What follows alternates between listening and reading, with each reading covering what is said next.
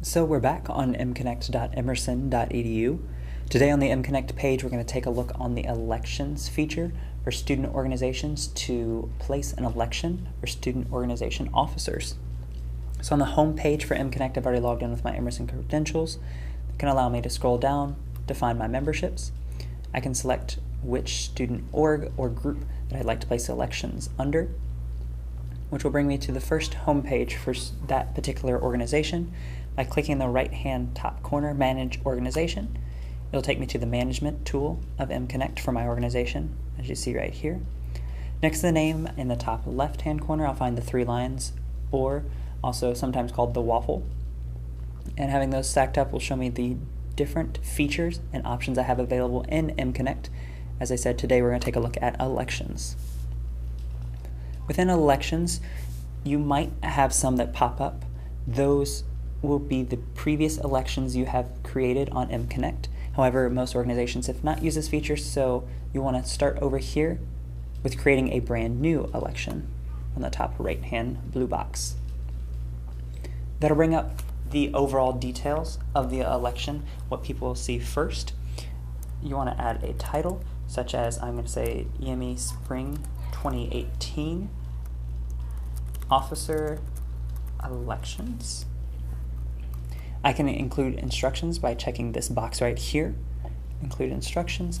Instructions might be general information that you want to pass on, such as EME is looking to fill a co-president and treasurer position for spring 2018. I can make this active during particular dates. I'm going to choose a date in December, such as the 4th, selecting my time, such as noon. I'm going to give them about a week, the voters, in order to get their votes in. So I'm going to end on the 8th, probably sometime in the evening, so we have a little bit fuller of a week.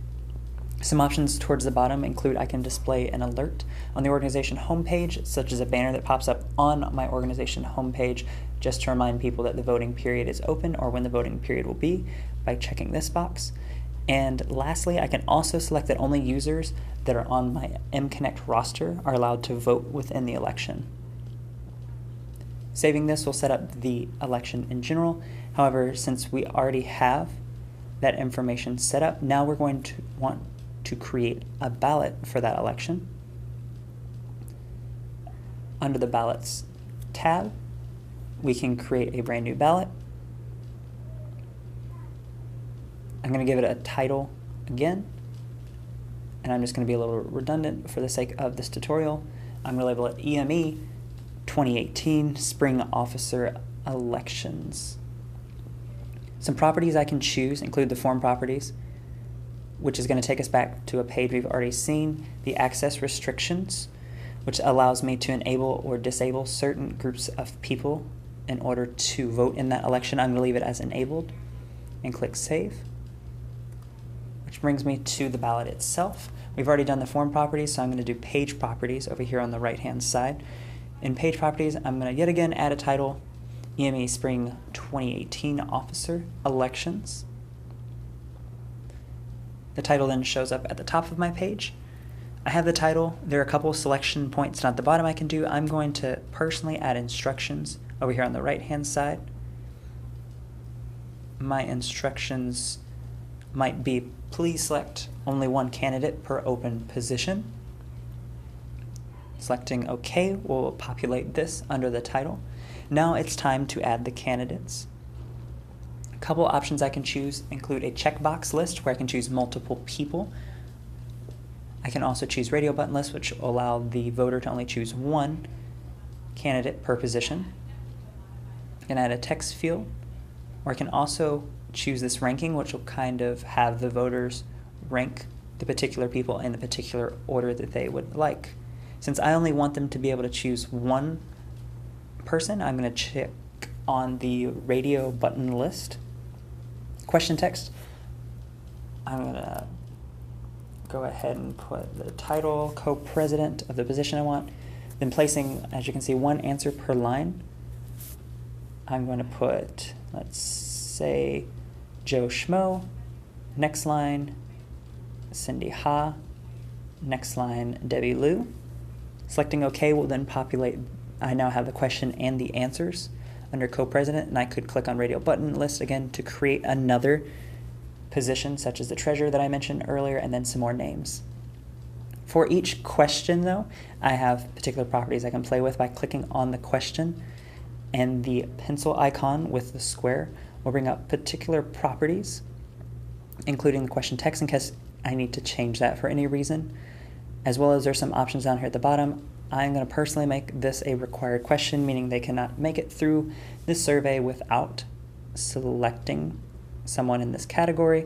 I'm also going to shuffle answers so that each time a viewer sees it, the candidates are in a different order. For my answers that they have populated over here on the side, I'm going to particularly add a fourth with new answer.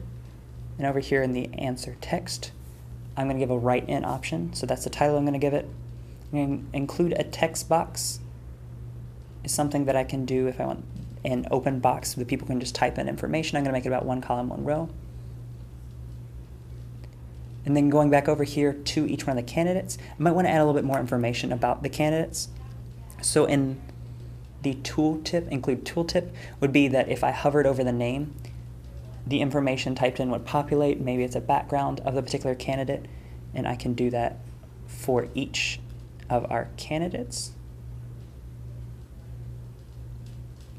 And when I apply that, we can take a look on the page itself. I now have, and as you see, already a different order as it's reshuffled. And clicking over my candidates, it will show, just by hovering over the candidate, that information that I had typed in before. Now that I have my ballot created, I can scroll to the very top, click back to ballots. General information's been made, ballots been made, so now it's just time for the results as they come in. Can take a look at a couple different options. I can also export those later into a spreadsheet just to see those votes coming in. And then lastly, some publishing options.